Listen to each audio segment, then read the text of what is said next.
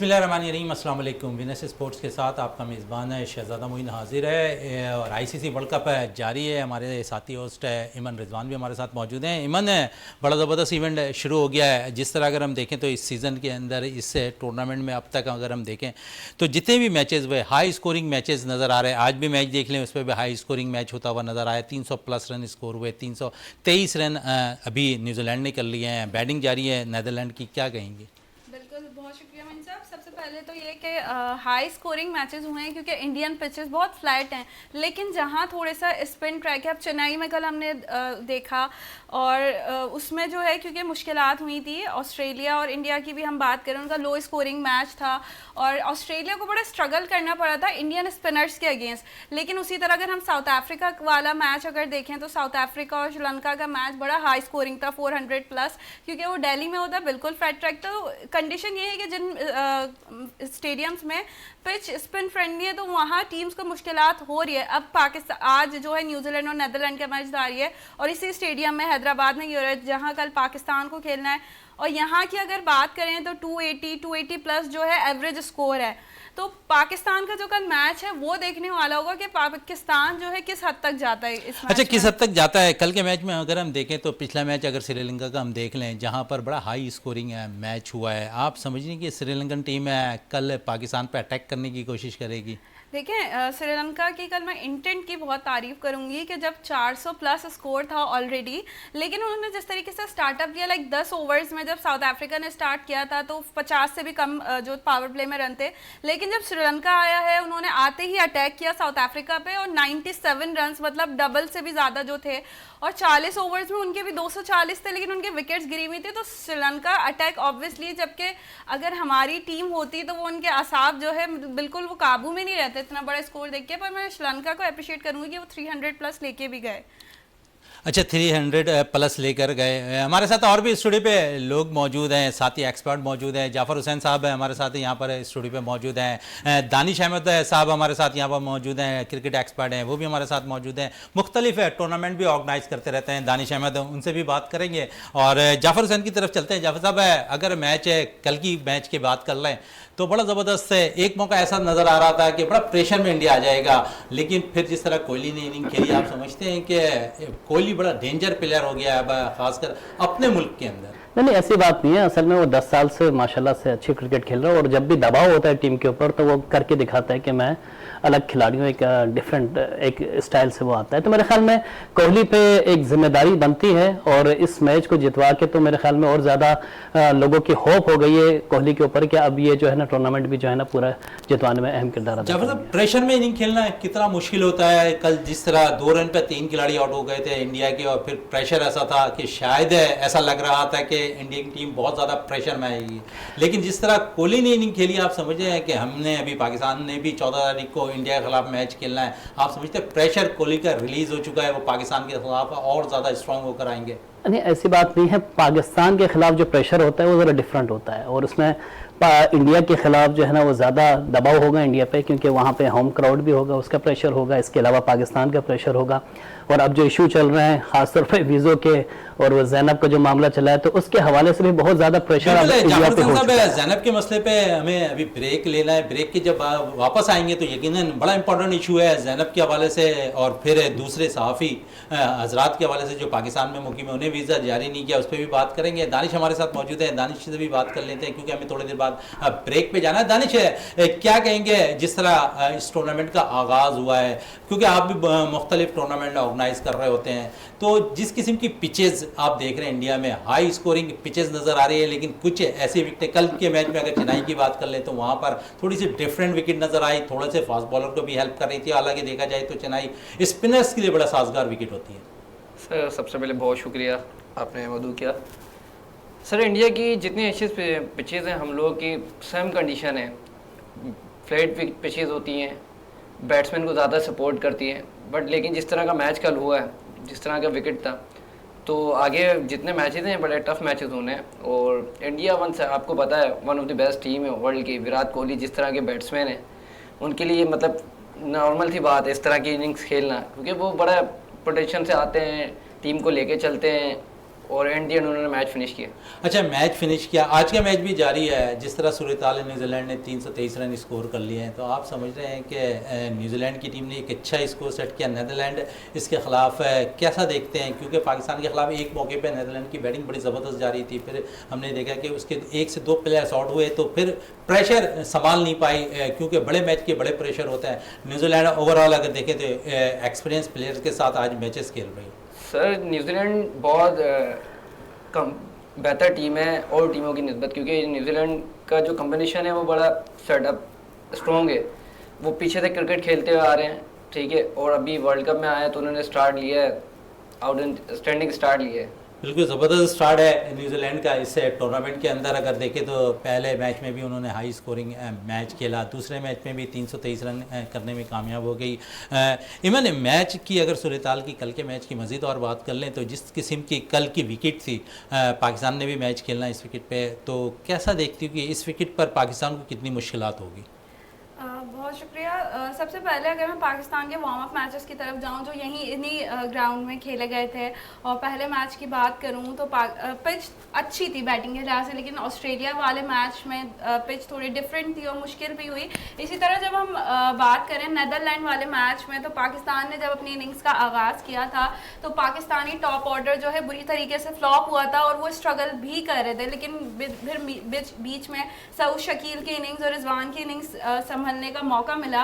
तो कल क्योंकि पिच ऑब्वियसली जो है पिच रिपोर्ट के बाद बेहतर जायजे के देखा जा सकेगा कि पिच किस तरह की, लेकिन ये इतनी हाई स्कोरिंग 300 प्लस जो है, क्योंकि स्कोर किया भी उन लोगों ने, पाकिस्तान ने भी 300 प्लस किया था, लेकिन कल ज़रूर ये देखना होगा कि कल पाकिस्तान, क्योंकि श्रीलंका की बॉलिंग तो अच्छी है, लेकिन ऑस्ट्रेलिया जो हम बात करें साउथ अफ्रीका वाले मैच में, तो उनके वो बॉलर्स नहीं थे, इवन जो है टिक्शाना भी नहीं थे, लेकिन कल वो बैकअप टीम में आ रहे हैं, लहीरू कुमारा भी टीम में हो सकते हैं। तो फिर ये देखना होगा कि पाकिस्तान कैसा परफॉर्म करता है। बिल्कुल, पाकिस्तान कल के मैच में किस तरह परफॉर्म करता है, यकीनन वक्फे के बाद जब हम वापस आएंगे तो इस पर बहुत गुफ्तगू करेंगे। फिर ज़ैनब अब्बास के हवाले से भी काफ़ी बातें करेंगे अपने शो के अंदर, और मुख्तलिफ जो टूर्नामेंट कराची में मुनक्किद हो रहे हैं उस हवाले से भी हम वक्फे के बाद अपने प्रोग्राम में डिस्कस करेंगे।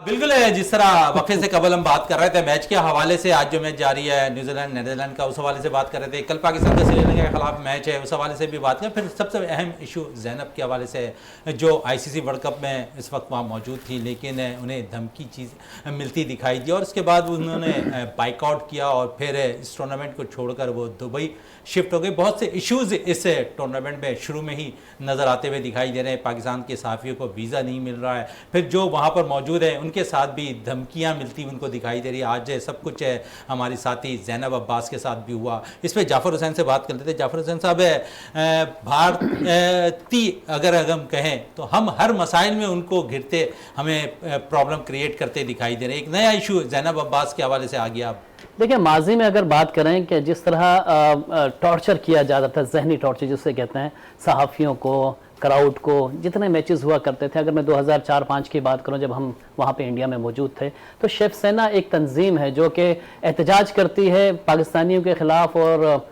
उनके ख़िलाफ़ जो है ना वो एहतजाज भी करती है और उनको जो है ना अगर कोई खुदा ना खास्ता मिल जाए तो वो उनकी कुटास भी लगाते हैं। तो मेरे ख्याल में ये जो शिवसेना जैसी जितनी तंजीमें हैं, एक तो इसका बाइकआउट करना चाहिए पाकिस्तान को भी, और दूसरी बात ये कि ज़ैनब का जो मामला हुआ है बड़ा ही देखें जगहसाई हुई है। ज़ैनब की इज़्ज़त नफ्स पे बात आई है। अब बात ये थी कि कोई इतना बड़ा कोई इशू था नहीं जिस पे जो है ना वो उसको इशू बनाया गया।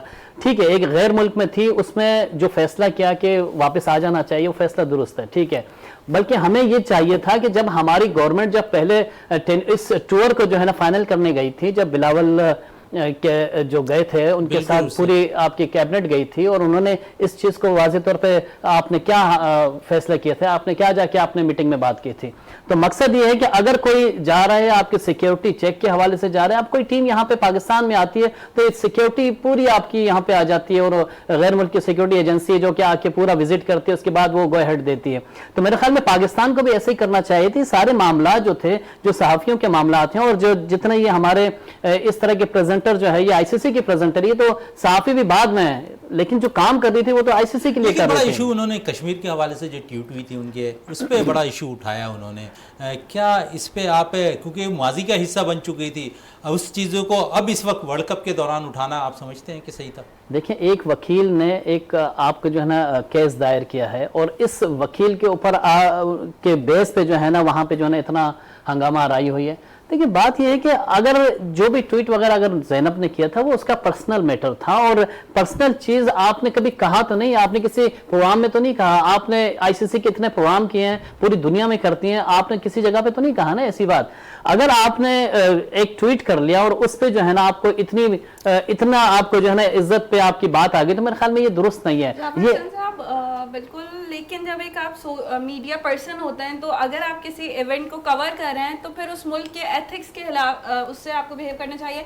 वहाँ एक सेंटिमेंट इंडिया में ये पाया जा रहा है कि एंटी रिलीजन उन्होंने जो है एक ट्वीट किया और उस हवाले से बड़ी मतलब वहाँ एक नेगेटिव एस्पेक्ट बन गया है। तो व्हाट डू यू थिंक कि ज़ैनब का ये अमल ठीक था कि आप एक ऐसे मुल्क में जहाँ बहुत ज़्यादा पाकिस्तान के लिए ऑलरेडी एक नेगेटिव फैक्टर है वहाँ? देखिए ये ट्वीट आज का नहीं है, ये ट्वीट कम से कम भी जो है ना एक साल पुराना ट्वीट है और उस ट्वीट की बिना पे वो जो आपको पता है कि जब कश्मीर का इशू आता है तो हमारे यहाँ तो 5 फरवरी की तो छुट्टी भी होती है इस पे, तो यहाँ पे कश्मीरियों को तो बड़े हाथों हाथ लेते हैं और उनका और कश्मीर हमेशा से यही है कि पाकिस्तान का वो मुल्क है, बल्कि मुल्क क्या है, वो पाकिस्तान का टुकड़ा है। तो मेरे ख्याल में ये ट्वीट करना ये तो पुरानी बात थी। इस मौके पे वर्ल्ड कप के इसमें और वहां पे जब आप काम करने गई हुई हैं ज़ैनब, तो वो आप किसी एक मकसद के लिए गई हैं, किसी आप सहाफ़ी की नौयत से नहीं गई हैं। आप गई हुई हैं, आईसीसी का इवेंट है, आईसीसी की तरफ से गई हुई हैं। तो मेरे ख्याल में ये कोई इतनी बड़ी बात थी नहीं जिसके लिए, क्योंकि इंडिया वाले किसी ना किसी चीज को तो इशू बनाते हैं। और अब जिस तरह उन्होंने वीज़ों का इशू बनाया हुआ है, जितने जर्नलिस्ट हैं उनको नहीं आने दे रहे, तो ये भी एक इशू उन्होंने बनाया हुआ है। तो कोई ना कोई बहाने तराशते हैं, कोई ना कोई ऐसी चीज निकालते हैं जिसपे जो है ना पाकिस्तानियों को किसी ना किसी तरीके से दबाव मिले। बिल्कुल, दानिश से भी बात करते हैं। दानिश है, क्योंकि आप बहुत ज़्यादा आप टूर्नामेंट भी ऑर्गेनाइज करते हैं और अब फिर एक टूर्नामेंट आप ऑर्गेनाइज करने जा रहे हैं, दानिश प्रीमियर लीग है सीज़न 3, जिसमें 12 टीमें शिरकत करेंगी। मुख्तलिफ ग्राउंड्स पे टूर्नामेंट कराए जाएंगे। इससे पहले 2 टूर्नामेंट आपने जो किए हैं, कैसा रिस्पॉन्स रहा उसको, क्योंकि कराची के अंदर बहुत ज़्यादा टूर्नामेंट्स इस वक्त होते दिखाई दे रहे हैं? सर अल्हम्दुलिल्लाह बहुत अच्छा रिस्पांस मिला कॉर्पोरेट टीमों का, स्पॉन्सर्स का। विदाउट स्पॉन्सर टूर्नामेंट कंप्लीट नहीं होते हैं, तो काफ़ी मतलब अच्छा रिस्पांस मिला। और क्रिकेट होनी बहुत ज़रूरी है सर, जिस तरह की माहौल बना हुआ है हम लोग के यहाँ, क्रिकेट स्पोर्ट एक्टिविटी बहुत ज़रूरी है। तो अच्छा टीमों की तरफ से बड़ा अच्छा रिस्पांस मिला और अच्छे माहौल में अच्छे डिसिप्लिन के साथ सर क्रिकेट हुई। पहला सीज़न बड़ा सक्सेसफुल रहा, अभी दूसरा सीज़न का अच्छा, ये तीसरा सीज़न आप करने जा रहे हैं इससे, क्योंकि इस सीज़न में आपके पास 12 टीमें हैं। इससे पहले जितने भी टूर्नामेंट्स आपने सीज़न 1 किए, सीज़न 2 किए, उसमें कितनी टीमें शिरकत कर रही हैं? सर सीज़न 1 में भी 12 थी, सीज़न 2 में भी 12 हैं और सीज़न 3 में भी 12। बेसिकली लीग बेस पे टूर्नामेंट होता है, तो हर टीम को 5 लीग मैचेस खेलने होते हैं इसमें। अच्छा, ये भी टूर्नामेंट अब मुनक्किद कराने जा रहे हैं, कितना माह पे या कितने महीने पे ये टूर्नामेंट मुश्तमिल होगा? सर ये 2 मंथ के अंदर ये टूर्नामेंट कंप्लीट होता है। अच्छा, कितनी मुश्किलात आपको मतलब ये इवेंट जब ऑर्गेनाइज कर रहे होते हैं, हर्डल्स फेस करनी पड़ती हैं स्पॉन्सरशिप के हवाले से या इंतजामात के हवाले से, या कोई जो है गवर्नमेंट के उससे कोई सपोर्ट मिलना, इस तरह के लोकल इवेंट्स के लिए क्या क्या प्रॉब्लम्स आप लोगों को फेस कर रहे होते हैं? सबसे पहले तो ग्राउंड की बड़ी प्रॉब्लम है कराची क्रिकेट के अंदर, और सैटरडे संडे वीकेंड पे ग्राउंड मिलना बहुत मुश्किल होते हैं। तो सबसे बड़ी प्रॉब्लम ग्राउंड मिलने के बाद फिर स्पॉन्सर्स की बड़ी वैल्यू है। स्पॉन्सर इस तरह की लोकल इवेंट्स में मिलना बहुत मुश्किल होता है, नहीं बिल्कुल कर। तो स्पॉन्सर का होना बहुत ज़रूरी है। विदाउट स्पॉन्सर टूर्नामेंट कंप्लीट नहीं होते सर। जाफर साहब, क्योंकि आप भी बहुत ज़्यादा टूर्नामेंट कराची में कवर कर रहे होते हैं, क्या समझते हैं जिस तरह दानिश कह रहे हैं कि लोकल सतह पे जो टूर्नामेंट्स होते हैं उन्हें कितनी प्रॉब्लम दरपेश होती है, ख़ासकर जिस तरह ये कह रहे हैं कि हमें स्पॉन्सरशिप के लिए प्रॉब्लम नहीं है। हाँ, अगर हम देखें तो स्पॉन्सरशिप है सबसे ज़्यादा प्रॉब्लम नज़र आती है क्रिकेट के अंदर, और ख़ासकर लोकल टूर्नामेंट्स के लिए दानिश को प्रॉब्लम नहीं हुई है। देखें, कराची में सबसे बड़ा चैलेंज जो है ना वो आपके ग्राउंड्स का है। आपके ग्राउंड्स तकरीबन तमाम ही ग्राउंड्स जो है ना वो पूरे साल के लिए बुक हुए हुए हैं, और ग्राउंड्स को हासिल करना, उसके बाद जो है ना वहाँ पे टूर्नामेंट करवाना एक मेरे ख्याल में एक बड़ा टारगेट होता है आप लोगों के लिए ना। और उसको इस पे लिए पूरी एक माफिया काम कर रही है, ग्राउंड मतलब मिलते ही नहीं है, और दूसरे ऑर्गेनाइजर इवन ये कि जितने चार्जेस रखे गए हैं, क्योंकि ग्राउंड जिनके पास है, केएमसी के पास है, केएमसी ने भी किसी को दे दिए हैं, और उनके बाद जो है ना वो तीसरे नंबर पे जो है ना वो किसी को मिलता है। तो इट्स मीन कि आपके 2-2, 3-3 लोग जो दरमियान में हैं उन सबको जो है ना वो अमाउंट जा रहा होता है। तो मेरे ख्याल में ये एक बड़ा गलत जस्टर है, क्योंकि जितने ऑर्गेनाइजर्स हैं हमारे, सिर्फ दानिश की बात नहीं कर रहे, इसके अलावा बहुत सारे ऐसे ऑर्गेनाइजर्स हैं जो कि शुरू से क्रिकेट करवा रहे हैं और क्रिकेट के मुख्तलिफ टूर्नामेंट करवाते हैं, उसमें बहुत सारे खिलाड़ी निकल कर सामने आते हैं। निकल कर सामने आते हैं। कल हमने देखा कि एक फाइनल बड़ा ज़बरदस्त इंडस हॉस्पिटल टूर्नामेंट ऑर्गेनाइज कर रही थी, गो कि वो टेप बॉल टूर्नामेंट था, लेकिन उसमें हम देखें बहुत से डिपार्टमेंट की टीमें शिरकत कर रही थी जिन्होंने अपनी टेप बॉल की टीमें बनाई हुई हैं। तो जहाँ पर हम देखते हैं कि हार्ड बॉल पे बहुत ज़्यादा स्पॉन्सर आते दिखाई दे रहे हैं, वहाँ हमने कल देखा कि बहुत ज़्यादा टेप बॉल में भी स्पॉन्सरशिप आती हुई नज़र आ रही है। देखिए, पाकिस्तान जो है ना एक ज़रख़ेज़ मुल्क है, और इसमें जितने लोग रहते हैं बड़े ये समझ लें कि जितने फलाही काम करते हैं ना वो ज़्यादा लोग आपको मिलेंगे। फलाही काम के लिए हर कोई आगे बढ़कर जो है ना वो इसमें पेश होता है। तो एक इंडस का जो ये टूर्नामेंट था वो एक फलाही काम के लिए था, और उन मरीज़ों के लिए था जो कि जो अदा नहीं कर सकते अपने फीसेस वगैरह, तो उनके लिए था। तो मेरे ख्याल में जितने स्पॉन्सर्स आए उनका भी एक नेक काम के लिए वो आए, और उन्हें आगे आके जो है ना उस टूर्नामेंट को एक बेहतरीन इवेंट बनाया। बेहतरीन इवेंट बिल्कुल। और कल मैं बात करूं, कल पाकिस्तान और श्रीलंका का मैच भी होने वाला है। पाकिस्तानी ओपनर्स की मैं बात करूं, पहले हमें फ़खर का इशू आ रहा था कि परफॉर्म नहीं कर रहे, लेकिन अब इमाम भी परफॉर्म नहीं कर पा रहे हैं। तो क्या लग रहा है कि कल ओपनिंग पेयर में कुछ चेंजेस करने चाहिए, उसी ओपनिंग पेयर के साथ जाए? स्ट्रेटेजिकल ओपनर्स की क्या होनी चाहिए श्रीलंका के खिलाफ? देखिए, अभी एक मैच तो खेला है पाकिस्तान ने, आपके प्रॉब्लम आ रही है। देखिए, एक आध मैच में तो एशिया कप में भी ऐसा नहीं इम्पैक्टफुल परफॉर्म कर देखिए, इस तरह तो आपके स्पिनर्स भी कारआमद नहीं है, आपके वो भी फेल हो रहे हैं। फिर आप तीसरे नंबर पर लगा लेंगे हमारे जो फास्ट बॉलर हैं वो इंजरीज का भी ज्यादा शिकार हो रहे हैं। तो मसाइल तो पाकिस्तान टीम में मौजूद हैं, लेकिन किस स्ट्रेंथ पे आगे बढ़ रही है हमारी पाकिस्तान चीज, वो देखना है ना। आप ये देखिए कि हमारी जो स्ट्रेंथ है, अगर हमारा चल जाता है फखर जमान, तो क्या कहेंगे आप, 400 स्कोर नहीं बन सकते?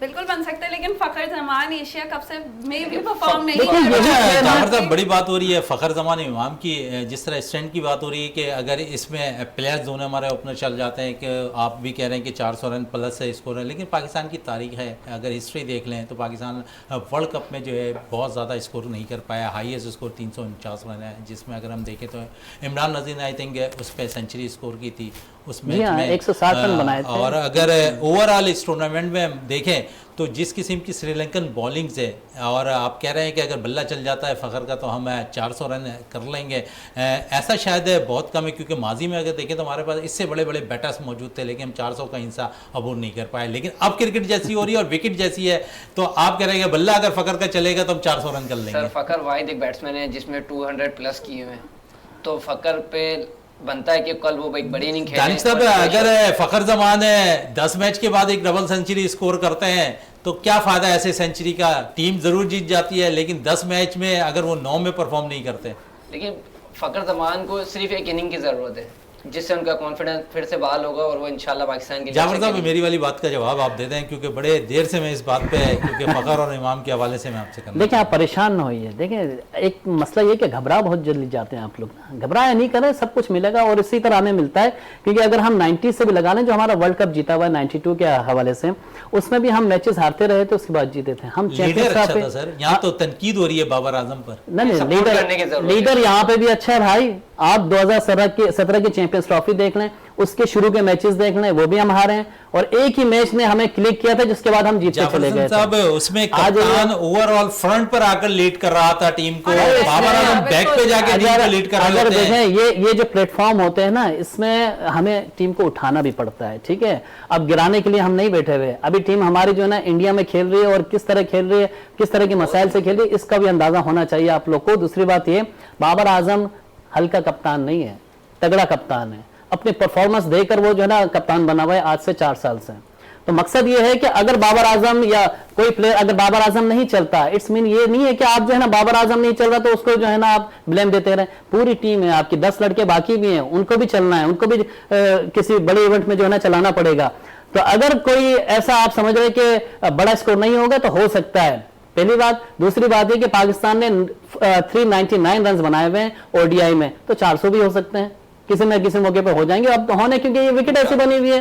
और ये अब देखना पूरा टूर्नामेंट, अगर आप इसको निकाल कर देखें, T20 क्रिकेट का फॉर्मेट चल रहा है, हर कोई आ रहा है, वो पावर प्ले में जो ना मजे से खेल रहा है। आज के मैच आप देख लें जिस तरह न्यूजीलैंड का, T20 की हद में तो सिर्फ अफगानिस्तान की टीम ऐसी नजर आ रही है जो उसने अपने तर्ज को चेंज नहीं किया, उसी फॉर्मेट पे खेलती नजर आई इस टूर्नामेंट के अंदर। देखिए बहुत सारी ऐसी टीमें हैं, अगर हम सिर्फ पाकिस्तान की अगर हम बात करें ना, तो हमारे जो पावर प्ले के जो स्कोर है ना वो नहीं बन पा रहे हैं। अब उसके 2 रीजन है, एक हमारे ओपनर्स पे बात आ रही है, लेकिन दूसरा पावर प्ले हमें 35 ओवर्स के बाद मिलता है, तो उसमें हमारे खिलाड़ी नहीं बचते हैं। अब यही कहेंगे तो फिर हमारा मिडिल ऑर्डर कहाँ गया? यही मिडिल ऑर्डर जो आपका सऊद शकील था, आपका ये इफ्तिखार था, आपके रिजवान थे, यही चलेंगे ना।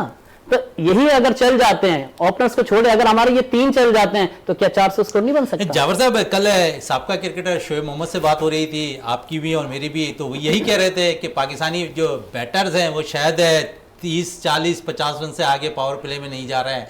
तो उन्होंने कहा कि वो माजी की क्रिकेट अब तक हम लेके चल रहे हैं।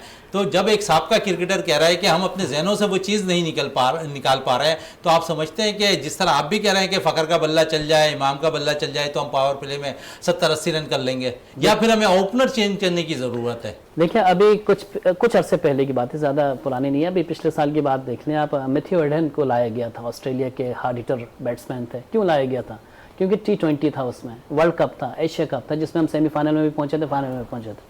तो उनको लाने का मकसद ये था कि आपकी जो पावर प्ले है और आपकी जो हिटिंग है उसको दुरुस्त किया जाए, उसको ठीक ठाक किया जाए, और उसने बना के दिया, आपके जो है ना प्लेयर्स को बना के दिया कि कैसे खेलते हैं। आपकी टीम ने जो है ना 200 स्कोर भी किया, आपने देख लिया T20 में।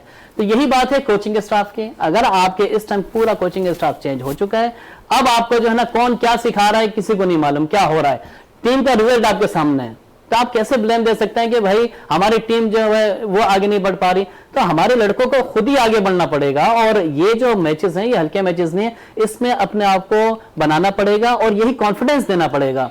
पीसीबी को चाहिए कॉन्फिडेंस दें, हम लोगों को चाहिए इस वक्त कॉन्फिडेंस दें उनको। हाँ ठीक है, अगर वो कोई गलतियां कर रहे हैं मैच के दौरान, वो तो हमें डिस्कस करने का हक है।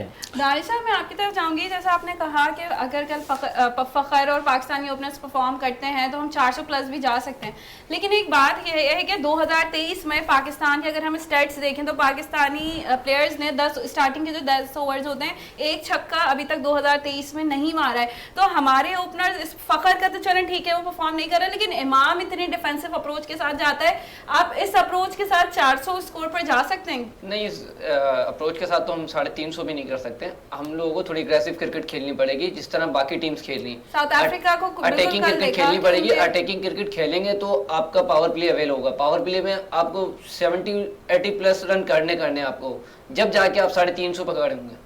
देखिए मैं इसका थोड़ा सा अगर इजाजत हो, नहीं बिल्कुल डिस्कस करूंगा।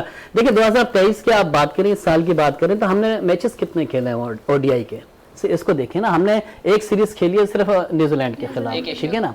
उसके अलावा एशिया कप के मैचेस हैं, और इसके अलावा ये, तो मेरे ख्याल में जितने बैटिंग ऑर्डर हमारे चेंज हुए हैं किसी भी टीम के नहीं हुए हैं। सबसे पहली बात तो ये होनी चाहिए।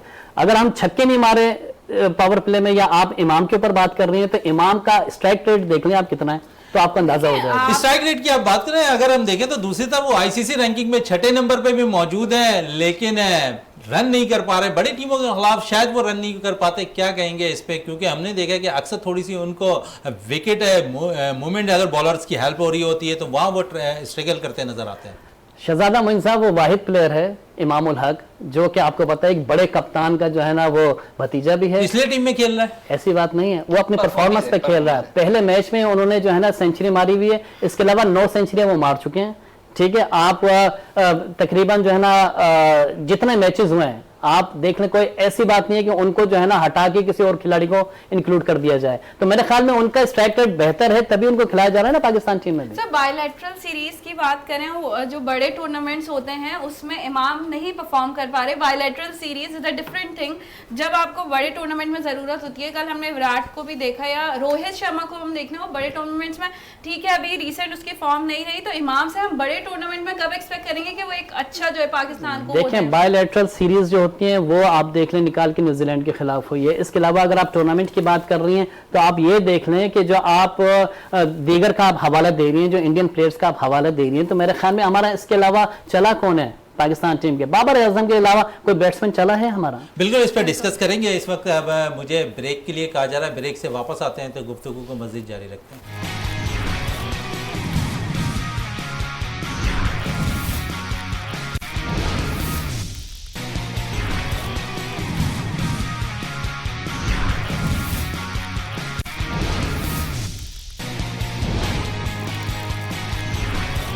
बिल्कुल, वक्फे से कबल हम मैच पे सूरताल पे बात कर रहे थे आज के, और पाकिस्तान और श्रीलंका के मैच पे मज़ीद भी बात कर लेते हैं, क्योंकि कल मैच खेला जाना है और क्या स्ट्रेटजी अपनानी चाहिए हमें कल के मैच में, क्योंकि अभी काफ़ी बहस हो रही है इमाम और बाबर के हवाले से। अगर देखें हम तो 1 डाउन पोजीशन पे भी हमारे साथ है थोड़े से मसाइल नज़र आ रहे हैं, वहाँ पर भी बैटर्स रन नहीं कर पा रहे। बाबर 2 डाउन आते हैं, वो स्कोर कर रहे हैं, लेकिन पिछले मैच में भी वो स्कोर नहीं कर पाए। प्रैक्टिस मैचेस में ज़रूर स्कोर कर पाए थे। फिर सऊद शकील को हमने मौका फराहम किया, उसने अपनी सलाहियतों का भरपूर तौर पर मुजाहरा किया, और जिस तरह उसने इनिंग के लिए आउटस्टैंडिंग इनिंग थी। रिजवान ने उनका भरपूर साथ दिया। मोहम्मद नवाज के हवाले से क्या कहेंगे, जिन्होंने एक अच्छी इनिंग खेली थी उस मैच के अंदर भी? बिल्कुल, जब रीसेंट मैच की बात करूं नीदरलैंड के अगेंस्ट, इवन शादाब ने भी अच्छी इनिंग्स खेली थी और नवाज ने भी अनफॉर्चुनेटली वो रन आउट हो गए थे। और नंबर 3 या 4th पोजीशन की अगर मैं बात करूं, जिस तरह से सऊद शकील और रिजवान की इनिंग थी, तो अभी सऊद शकील जो है पाकिस्तान के लिए हम कह सकते हैं वर्ल्ड कप में एक्स फैक्टर साबित हो सकता है। तो कल का मैच मैं चाहूँगी कि पाकिस्तानी ओपनर्स जो अभी परफॉर्म नहीं कर पा रहे, स्पेशली फ़खर जमान, मैं चाहती हूँ कि वो परफॉर्म करें, क्योंकि वो थोड़ा सा स्ट्रगल फ़खर कर रहे हैं, वो कॉन्फिडेंस की कमी है या जो भी, उसकी बॉडी बहुत शेकी फील होती है। तो आई रियली वांट टू सी कि वो परफॉर्म करे कल के मैच में। बिल्कुल, हम मजीद भी इस पर बात करेंगे कल के मैच के हवाले से। इस वक्त सीनियर स्पोर्ट्स एनालिस्ट है एहसान कुरैशी ने हमें टेलीफोन लाइन पर ज्वाइन कर लिया है। एहसान भाई, बहुत बहुत शुक्रिया विनर्स स्पोर्ट्स में टाइम देने का। कल पाकिस्तान का श्रीलंका के खिलाफ मैच है, जिस तरह पिछले मैच में हमने देखा कि श्रीलंका ने एक अच्छी इनिंग खेलने में कामयाब है। गो कि एक बड़ा टारगेट है श्रीलंका को वहां पर चेस करना था, लेकिन वो चेस नहीं कर पाई, लेकिन एक अच्छा टोटल सेट करने में कामयाब हो गई थी उस मैच में। आप समझते हैं कल पाकिस्तान पे प्रेशर होगा या श्रीलंका पे? देखें Shadab, thank you very much for inviting me. देखिए, सबसे बड़ी बात जो है ना, ये प्रेशर इस वक्त पाकिस्तान पे चल रहा है। पहला हमारा एक बड़ा आसान मैच था, श्रीलंका की टीम अभी जी एक बहुत बड़ा मैच खेल गया है साउथ अफ्रीका पे, जहां उन्होंने 428 रन को चेस करने की कोशिश की और वो अच्छा चेस किया उन्होंने। अगर उनकी 1-2 गलतियां ना होती तो मेरा ख्याल है कि वो काफी करीब पहुंच सकते थे। लेकिन बात वही है, जो सबसे इंपॉर्टेंट बात है कि महेश थक्सना जो है, जो उनके की स्पिनर है, देखिए असरंगा तो इस वर्ल्ड कप में नहीं खेल सके, वो वापस आ रहे हैं अपनी श्रीलंका की टीम में, तो पाकिस्तान के लिए थोड़ा सा प्रॉब्लम हो सकता है। एक आपको जो एडवांटेज है कि जो सऊद शकील है ना, उसने जो श्रीलंका के टूर पे गए थे उसमें उन्होंने एक डबल सेंचुरी बनाई थी, तो वो जानते जरूर हैं। लेकिन मेरा ख्याल है कि पाकिस्तान को बहुत अच्छा खेलना होगा, और पाकिस्तान जिस तरह जीता, ठीक है साउथ ये जो नीदरलैंड की टीम है इसको आप बहुत हाई नहीं कह सकते, लेकिन वही बात है कि पाकिस्तान वो जीता जरूर, लेकिन उसमें जीत में बड़ा नुमाया किरदार अदा किया सऊद शकील ने, रिजवान ने, ये बड़े की फिगर थे। उसके बाद हारिस ने अपने अच्छी बॉलिंग की, लेकिन अभी भी बहुत ग्रे एरियाज है। टॉप ऑर्डर पाकिस्तान का जो है ना, पाकिस्तान के टॉप ऑर्डर के मसले हैं, लेकिन माजी में पाकिस्तान के मिडिल ऑर्डर के मसले थे, तो उलट गया। अच्छा एहसान में ये भी बता दें, जिस तरह अगर अब आपने टॉप ऑर्डर की बात की, तो हमारे दोनों ओपनर्स है, अगर हम देखें इमामुल हक का फ़खर जमान है, पावर प्ले में कोई ज्यादा स्कोर नहीं कर पा रहे। दीगर टीम्स को अगर देख लें तो पावर प्ले का भरपूर तौर पर फायदा उठाते दिखाई दे रही है। अगर हमारा पावर प्ले में दोनों बैट्समैन अच्छी इनिंग खेल देते तो आप समझते हैं कि हमारा, क्योंकि मिडिल ऑर्डर परफॉर्म कर रहा है, तो एक अच्छा स्कोर टोटल नजर आएगा? देखिए सबसे बड़ी बात तो ये है कि मुझे ये आज तक नहीं समझ आई कि आउट ऑफ फॉर्म क्या होता है। 4, 5, 6 इनिंग, अगर आप 13 इनिंग में फ्लॉप हो जाते हैं ना तो फिर आपकी टीम में जगह नहीं बढ़ती। लेकिन हमारे यहाँ तो आपका मतलब है ना, हमारी तो सोच ही अलग है, हमारा सिस्टम ही क्रिकेट का अलग है। 13 इनिंग में कोई फ्लॉप हो जाए, सिर्फ हाईएस्ट स्कोर उनका 30 है। बिल्कुल उनका बॉडी लैंग्वेज भी वीक है, बिल्कुल वो जो ऑफ स्टंप पे बिल्कुल वीक खेल रहे हैं। अब ठीक है, हम उनकी सर्विसेज को डिनाई नहीं कर सकते, बहुत आउटस्टैंडिंग बैटिंग की, लेकिन वो आपने 17 की चैंपियंस ट्रॉफी में आपने एक जो सेंचुरी बनाई थी, उसके बाद पिछले साल आपने 2 सेंचुरियां बनाई थी, तो वो उसको लेकर चलना जो है ना, ये भी है। अब हमारे यहाँ वही होता है कि मैं तो, आप यकीन करें, मैं नहीं कहता कि 100% अब्दुल्ला शफीक को खेलना चाहिए, लेकिन जो माइंडसेट है वो हमारे, चाहे चीफ कोच हो, टीम डायरेक्टर हो, वो मिकी आर्थर हो या बाबर आजम हो, वो पता नहीं क्यों नहीं इसमें आउट ऑफ बॉक्स थे। हालांकि देखने ना 50 रन बनाए थे ना, जो वार्म अप मैच में अच्छा खेला था वो। तो मेरा ख्याल है कि पाकिस्तान को चेंज करना चाहिए, लेकिन वही पाकिस्तान का वही है ना कि पाकिस्तान तब्दीली के लिए सोचता नहीं है। और अगर कल एक बार तो फिर पाकिस्तान को प्रेशर हुआ, और जो अगर वो रन कर गए तो उसके बाद फिर वो 13 इनिंग के बाद रन कर जाएंगे, तो फिर एक बड़ा स्कोर करने के बाद वो 13 इनिंग खेलते रहेंगे। तो ये पाकिस्तान में ये जो बड़ा सिस्टम जो है ना पाकिस्तान में सिलेक्शन का, ये बड़ा क्वेश्चनेबल है। अब खुदा करके थोड़ा सा बेहतर खेले शादाब खान और नवाज खेले, लेकिन बहरहाल पाकिस्तान की टॉप ऑर्डर पे बहुत बड़ा, देखें इमाम भी इतना अच्छा नहीं खेल पा रहे, और मुसलसल 3-4 मैचों में जब आप फ्लॉप हो जाते हैं ना, तो पाकिस्तान के लिए एक जो प्रेशर जो है ना, यही मैं कह रहा हूँ, जो आपने पूछा था ना, यही एक प्रेशर है कि पाकिस्तान की टॉप ऑर्डर नहीं चल रही है। अगर पाकिस्तान की टॉप ऑर्डर खुदा ना खास्ता कल भी अच्छा नहीं कर सकती, तो पाकिस्तान के लिए मुश्किल हो सकती है। पाकिस्तान का बड़ा इम्तिहान है कल। अच्छा, बड़ा इम्तिहान है कल है। एक इम्तिहान से तो हमें और भी गुजरना है। आपने अभी दोनों प्लेयर्स के नाम लिए, मोहम्मद नवाज के और शादाब के। अगर देखें तो ओवरऑल एक ने 32 रन, एक ने 39 रन स्कोर किए थे पिछले मैच में। ओवरऑल जिनका काम है बेसिकली बॉल्स करना, स्पिनर्स डिपार्टमेंट को मजबूती से पाकिस्तानी कप्तान को हेल्प आउट देना, वहां से विकेटें निकालना, लेकिन वो नहीं कर पा रहे। उन्होंने अपना फोकस है, अगर देखें तो मैच के अंदर बैटिंग पे करते दिखाई देते हैं। आप समझते हैं कि जहां पर फोकस अपने स्पिन डिपार्टमेंट को करनी चाहिए, वहां पर वो अपनी बैटिंग को मजबूत करते दिखाई दे रहे हैं? देखो शहजादा, ये जो है ना सर्वाइवल इसको कहते हैं ना, कि अगर आपसे विकेटें नहीं हो रही, आप वो रोल जो आपका ओरिजिनल रोल है, आपने बड़ा अच्छा कहा, ये जो ओरिजिनल रोल है स्पिनर का, वो नवाज हो या शादाब हो, दोनों का रोल जो है वो विकेट लेना है। ठीक है, अगर वो रन करते हैं, लेकिन वो छोटे मोटे ये जो है ना बॉलिंग ऑलराउंडर है, लेकिन जो परफॉर्मेंस शादाब की चल रही है, अब ठीक है सारी बात, उन्होंने रन किए तो किसी तरह टीम के वाइस कप्तान भी हैं, तो वह मुश्किल है। तो वो जो असल रोल है ना, उनको वो प्ले करना होगा एज ए स्पिनर। लेकिन आप देख रहे हैं कि जो शादाब खान की बॉलिंग में वो बाइट नहीं है, वो स्पिन नहीं है, वो टर्न नहीं है, अच्छा वो बड़े टर्नर है भी नहीं। इसी तरह नवाज जो है, he is not a big Turner. अब जबकि आपने देखा कि यहाँ की जो पिचे हैं, कल आपने देखा कैसे इंडिया ने हराया, कैसे हराया। वो कल रविंद्र जावेदा और रविचंद्र अश्विन और उनके स्पिनर ने इनको गिराया। ऑस्ट्रेलिया की टीम को अगर वो 199 पे आउट ना करते तो मेरा ख्याल है कि मुश्किल हो सकती थी। अच्छा हसन भाई, आपकी बात काट रहा हूं, आप ये बता दें मुझे कि कल दोनों जानिब, अगर एक जानिब नवाज खेलेंगे, एक जानिब शादाब भी खेल रहे होंगे, दूसरा डिपार्टमेंट श्रीलंका का स्पिनर बड़ा बेहतरीन इस टूर्नामेंट के अंदर अगर देखें तो बड़ा एज हासिल है। हर कोई ये कहता नजर आ रहा है कि स्पिन डिपार्टमेंट अगर देखें तो श्रीलंका का बड़ा मजबूत है। आप समझ रहे कि यहाँ पर कल के मैच में श्रीलंका को एज हासिल होगा स्पिन डिपार्टमेंट में? देखिए, अगर दोनों टीमों का अगर देखा जाए, क्योंकि इसमें वो हसरंगा नहीं है श्रीलंका से, तो आप बहुत मजबूत नहीं कर सकते। लेकिन जो भी उनके पास अवेलेबिलिटी है, थेक्शना हो गए, इसके अलावा दो जो उनके दूसरे स्पिनर हैं, वो भी वेला लागे जो हैं, तो वो जाहिर बात है वेला लागे इतने एक्सपीरियंस नहीं है, लेकिन ये तकरीबन पाकिस्तान उनका स्पिन अटैक एक्टर ही है। लेकिन थेक्शना का जो वेराइटी है ना, जो उनकी कैरम बॉल है, जो उनकी स्लोअर वन है, जो उनकी गुगली है, जो उनकी स्टॉप स्पिनर है, तो वो थोड़ा सा उनको है जाते, लेकिन क्योंकि थेक्शना ने जो है ना, वो जो एशिया कप हुआ तो उसमें भी अच्छी परफॉर्मेंस दी थी। अच्छा, क्योंकि आपने एज की बात की जी हसन भाई, आपने एज की बात की, तो मिडिल ओवर के अंदर आप अगर देखें तो हमारे पास मिडिल ऑर्डर पर सिर्फ सऊद शकील ही एक लेफ्ट हैंड बैटर्स के खेलते दिखाएंगे। नवाज उनका भरपूर तौर पर शायद साथ देते नजर आए, लेकिन स्पिनर्स डिपार्टमेंट में वहां पर मिडिल ओवर्स में खेलना कितना दुश्वार होगा, खासकर हमारे बैटर्स को श्रीलंकन स्पिनर्स के खिलाफ। अच्छा शहजादा, तुमने अच्छा कहा कि ये मिडिल ओवर में तो आए भी नहीं, 8वें 9वें ओवर में आ गए थे, तो मिडिल ओवर तो हुए ना, मिडिल ओवर तो होते जाके 20। तो क्योंकि पाकिस्तान की टॉप ऑर्डर नहीं चल रही, वो जो आके जो उस दिन इनिंग खेली है सऊद शकील ने, जिसमें उनको बड़ा कम्प्लीमेंट भी किया गया, टीम डायरेक्टर ने भी किया, और मैं समझता हूँ कि जो उस दिन उन्होंने इनिंग्स खेली उसकी बदौलत पाकिस्तान वो मैच जीता है। जरूर है कि रिजवान ने भी बहुत अच्छा खेला, और हारिस रऊफ ने बहुत अच्छी बॉलिंग की, लेकिन आप देखें कि अगर पाकिस्तान वहां पार्टनरशिप ना होती, दोनों खिलाड़ियों की संची पार्टनरशिप ना होती, तो पाकिस्तान मंझधार में आ सकता था। लेकिन सऊद ने एक अंडर प्रेशर, जो बड़े प्लेयर की निशानी होती है वो नजर आ रही है। लेकिन उम्मीद है, अब होता ये है कि एक्सपेक्टेशन बहुत हाई हो जाती है, लेकिन हम उम्मीद करते हैं कि कंसिस्टेंसी दिखाएंगे सऊद शकील और अपना लोहा मनवाएंगे, क्योंकि उनके जगह बनी है। उन्होंने जो वार्म अप मैच में रन किए थे, बहुत अच्छी इनिंग खेली थी, तो उनके लिए बहुत अच्छा मौका है कि बिल्कुल बहुत अच्छा मौका है सऊद शकील के लिए कि एक और अच्छी इनिंग खेलें और टीम में मुस्तकिल जगह बनाते नजर आए।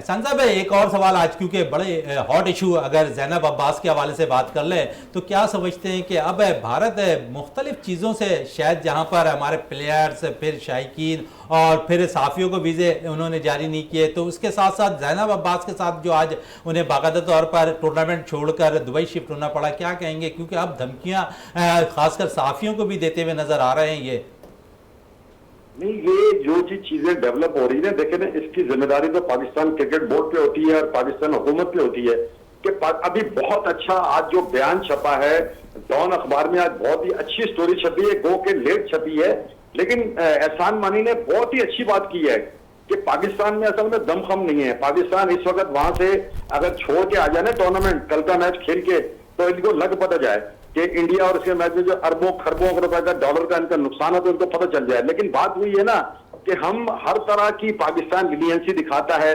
अब आप अंदाजा लगाए, बाकियों को छोड़ दें, मुझे जो पता चला है कि पाकिस्तान क्रिकेट बोर्ड के चेयरमैन का भी वीजा नहीं लगा। उनकी ना लगने की वजह तो उन्होंने जो एक उनके मुंह से एक लफ्ज निकल गया था, तो जिसकी वजह से उनकी वहां पर काफी इंडिया में ले दे हुई। तो ये तो आप छोड़ देना, ये मसाइल ऐसे और मीडिया वाले आ रहे हैं यार, ये मीडिया वाले हमें तो आप यकीन करें, मेरे 4 टूर से पहले आप यकीन करें, इतनी मोहब्बत हमें आवाम से मिलती है, सहाफियों से मिलती है, एक दूसरे को हेल्प करते हैं। जब वो यहाँ आते हैं तो वो पाकिस्तान के टूर को याद करते हैं, जो सहाफी हैं या जो भी जो वहाँ के फैंस आते हैं। लेकिन हमारे साथ बहुत ही बुरा ट्रीटमेंट हो रहा है। हमारी मतलब आप समझ लें कोई अहमियत ही नहीं, क्रिकेट बोर्ड की नहीं चल रही, ICC की नहीं चल रही, BCCI की नहीं चल रही, हुकूमत है उनकी मर्जी है। अब ये इतने बड़े प्रोसेस से गुजरना है अभी कि जनाब 4-5 मिनिस्ट्री से जब वो क्लियरेंस होगी तो फिर वीजे मिलेंगे। अब वो असल देखिए, अगर इंडिया का मैच आप मिस कर देते हैं तो आप समझ लें सारा आपका 50% वर्क तो बेकार हो गया ना। तो बिल्कुल सही बात कह रहे हैं कि अगर इंडिया के खिलाफ तक भी वीजे जारी नहीं हुए तो हमारा 50% खत्म हो जाएगा, बशर्ते कि कल ही फोन आए और वीजे देना शुरू कर दें। बिल्कुल एहसान साहब, हमारे साथ टेलीफोन लाइन पे ही मौजूद रहिएगा। हमारे साथी होस्ट इमन भी मौजूद है, जाफर हुसैन साहब भी स्पोर्ट्स एनालिस्ट यहाँ पर मौजूद है, दानिश साहब हमारे साथ है, क्रिकेट एक्सपर्ट यहाँ पर मौजूद है। आपसे कुछ इमन भी सवाल करना चाह रही हैं। बिल्कुल सर, मैं आपसे पूछना चाहूँगी कि पाकिस्तान की अगर हम स्पिनर्स की बात करें, कल इंडिया जो है अपने रेगुलर स्पिनर्स जो हैं उनके साथ खेला, और अश्विन की भी क्योंकि परफॉर्मेंस रही, अश्विन से एक्सपेक्ट कर रहे थे और उन्होंने भी परफॉर्म किया, और कुलदीप यादव ने भी। तो कल पाकिस्तानी स्पिनर्स से आप कितना एक्सपेक्ट कर रहे हैं? क्योंकि श्रीलंकन स्पिनर्स का तो एज है, लेकिन पाकिस्तानी स्पिनर्स अब तक इवेंट में या एशिया कप में उस तरह की परफॉर्मेंस नहीं दे पाए। कितनी एक्सपेक्टेशन है पाकिस्तानी स्पिनर से कल शादाब और नवाज से कल के मैच में? देखिए, ये आपने बड़ा मुश्किल सवाल कर दिया, क्योंकि जो हमारे परफॉर्मेंस चल रही है ना, आपको याद होगा कि शादाब खान ने नेपाल के खिलाफ 4 खिलाड़ियों का आउट किया था। बिल्कुल। उसके बाद दोनों खिलाड़ियों ने मिलकर तकरीबन कोई 290 रन देके सिर्फ 2 विकेटें हासिल की थी उसके बाद एशिया कप में। तो ये सिचुएशन तो ऐसी है ना, 1-1, 2-2 विकेट, 1-1 विकेट, ये कोई बड़ी बात नहीं है। हमारे स्पिनर्स को अपना रोल प्ले करना होगा। हमारे ना शादाब की गेंद ज्यादा स्पिन हो रही है, ना जनाब नवाज तो दोनों ही बड़े स्पिनर नहीं है। हालांकि यहाँ पर कहा जा रहा है कि इंडिया में स्पिनर्स के लिए बड़ा हेल्पफुल ट्रैक होते हैं। आपने देख ही दिया ना, आपको नजर आया कि वो कुलदीप यादव ने बॉलिंग की, रविंद्र जडेजा ने बॉलिंग की, रविचंद्र अश्विन ने बॉलिंग की। वो जो चीजें हैं वो सारी बात है, थोड़ा ट्रैक तो फर्क है, क्योंकि चेन्नई के ट्रैक जो चिदम्बरम स्टेडियम है वहां जरा ज्यादा स्पिन होती है। और तो आप देख रहे हैं अगले मैचेस में, क्योंकि Pakistan India according to the team या ओपोनेंट वो चेंजेस कर रहा है कि शार्दुल को बिठा दिया, अश्विन को लिया। पाकिस्तान में नेक्स्ट मैचेस में उसामा आपको नजर आ रहा है, क्योंकि उन्होंने विकेट परफॉर्म भी किया है वार्म अप मैचेस में। आप जरा दोबारा सवाल करें, मुझे आवाज हल्की आई है आपकी। सर, उसामा को आप अगले मैचेस में टीम में देख रहे हैं, क्योंकि उन्होंने वार्म अप मैचेस में परफॉर्म भी किया, वो विकेट टेकिंग स्पिनर है। तो क्या लग रहा है कि पाकिस्तान उनको मौका देगा या फिर वो बेंच पे ही बैठे रहेंगे? नहीं भाई, इसमें रन कर दिए, शादाब ने थोड़े से रन कर दिए तो क्या हुआ, जाहिर बात है वो यारी तो बिल्कुल, यारी दोस्तियां तो टीम के अंदर है, चलती रहेंगी और टीम दुआ है हमारी कि परफॉर्म भी करते रहे। जाफर हुसैन साहब भी आपसे कुछ सवाल करना चाह रहे हैं। उस्ताद मोहतरम एहसान भाई, अस्सलाम वालेकुम। वाल यार, तुम तो अमेरिका और पता नहीं आजकल कहाँ का नजर आ रहे हो यार। मोहम्मद, बस एक क्रिकेट के हवाले से जा रहे हैं। एहसान भाई, वर्ल्ड कप चल रहा है, आपने बेशुमार वर्ल्ड कप कवर किए हैं, इसके अलावा आप इंडिया भी 4 मरतबा जा चुके हैं और कई मरतबा जो है ना मुख्तलिफ सीरीज का भी हिस्सा रहे। ये जो विकेटें इस मरतबा बनाई हैं बिल्कुल ही डिफरेंट लग रही है, क्योंकि जो T20 क्रिकेट फास्ट हो गई थी जिस तरीके से, उसी तरह ODI को भी फास्ट कर दिया है एहसान भाई। यार देखो, ये तो हमारी एशियन कॉन्टिनेंट की विकेट, जारी बात है जो क्रिकेट करा रहा है इंडिया, वो जारी बात है थोड़ा ट्रिगर मेड जो उनको सूट करती है, लेकिन इसमें उसको हेल्प करेगी, इसलिए जो है ना आपने देखा है, हालांकि तो बहुत क्वालिटी फास्ट बॉलर होगा और शुरू में अगर उसको मौका मिलेगा तो आउट कर सकता है, आउटस्टैंडिंग बॉलर है। अब उसमें वही है कि विकेटों का बिहेवियर जनरली जो है वो स्पिनर की तरफ है। अब तक अभी तक आपने तो जो भी देखा है उसमें स्पिनर को हेल्प की। अब ऑस्ट्रेलिया जो है ना वो उसका जज्बा है कि उनका स्पिनर है वो भी कुछ अपना दिखा देगा, लेकिन इंडिया के पास जो अटैक है, आप जिस जगह जाडेजा होते हैं तो सिलेक्ट किया है, हालांकि लास्ट मिनट में सिलेक्ट किया, उसके बाद जनाब उनके पास स्पिनर की कमी है, ट्रिपल ट्राई हो उनके पास स्पिनर का, तो के बाद स्पिनर की ओसामा का सवाल था, ओसामा का जैसे आप झलकी है, लेकिन मेरा ख्याल है कि पाकिस्तान को बहुत ही आला क्रिकेट खेलनी होगी। अगर पाकिस्तान ने कल देखे, कल जो है ये श्रीलंका की टीम जो है उसमें पिछला पहले भी बताया शहजाद को कि वो वापिस आ रहे हैं, तो अगर और पाकिस्तान की बैटिंग को जनरली बहुत अच्छा ये देखिए, ये जो पिच है ना, ये हैदराबाद दक्कन की कम से कम 350 यहाँ रन होने चाहिए। तो आपने जिस तरह, हमने आज तक 350 रन तो नहीं, 349 रन जरूर स्कोर किए हैं वर्ल्ड कप के अंदर एहसान साहब, लेकिन ऐसा लगता है कि ऐसी विकेट है जहां पर अगर फखर का भी बल्ला चल जाए, इमाम का, बाबर का, रिजवान का, सऊद का, तो हम 400 रन कर लेंगे।